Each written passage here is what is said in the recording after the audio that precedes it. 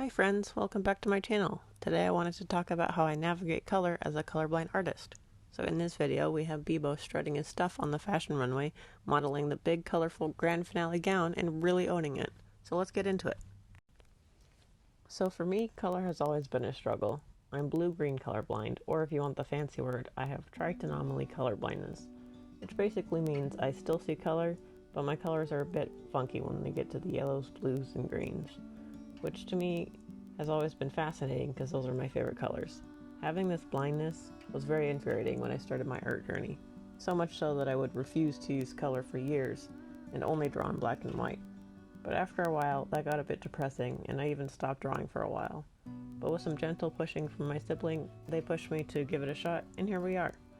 So I just wanted to share how I navigate my special eyes. Now I will say I'm definitely nowhere near an expert yet in color, but what I do to help myself is pick from a very carefully chosen color palette, like this. This is my palette I use for every drawing I do for my account. I simply just color pick from here and it's been super useful. I even color pick my line work color, so that stays consistent as well. This helps keep all the colors consistent across all posts. To create this palette, I studied animated shows I admire to see how they use color to tell their stories. For me, my favorite shows that have the best color are of course Steven Universe and Bee and Puppycat. I love the dreamlike quality to their work, and I wanted to take a nod from their expertise. The things I noticed the most when studying their work is the use of using specific colors or color stories for each character.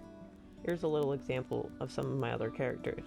They each have their own specific special palette that represents them. This helps them be easily identifiable, and you can kind of get a vibe for what the character is about just by looking at them. So for example, Beebo here, his colors are generally cool toned, so when I draw him, I tend to have whatever he's doing in the background be a bit warm toned so he stands out. He deserves it after all, he's a star. Another trick I do is to, when I'm really struggling, is to actually look at my drawing in black and white. I apply a black and white filter to my current work in progress, and that quickly shows me what colors work and what doesn't. You'll see the characters and objects in your drawing looking nearly the same in color to the background, so then you can go back, change it back to color, then adjust the value of that color, and ta-da! So here we have it, just a few little tips on what I do to navigate color. Color is super tricky, and I still have tons to learn. But I like to think with my color blindness, it's a bit of a superpower because my colors are kind of special because only I can see them. I got my own special little rainbow just to myself. I hope you enjoyed this video. If you liked it, drop me a like and consider subscribing to see even more videos like this.